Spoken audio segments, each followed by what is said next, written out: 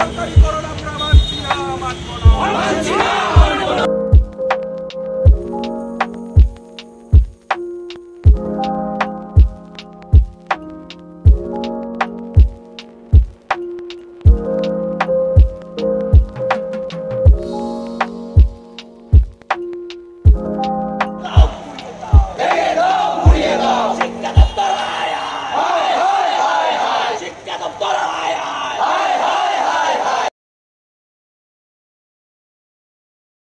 রাজ্যকে যদি ধ্বংস করতে হয় তাহলে শক্তিশালী কোনো বোমার দরকার পড়ে না।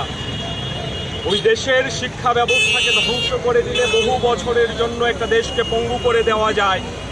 বিজেপি সরকার সমস্ত দিক দিয়ে আমাদের দেশের শিক্ষা ব্যবস্থাকে ধ্বংস করতে চাইছে। নিট এবং নেটের দুর্নীতির বিরুদ্ধে আমরা আজকে ধর্মঘট ডেকেছি। সারা দেশ জুড়ে ছাত্র ধর্মঘট চলছে।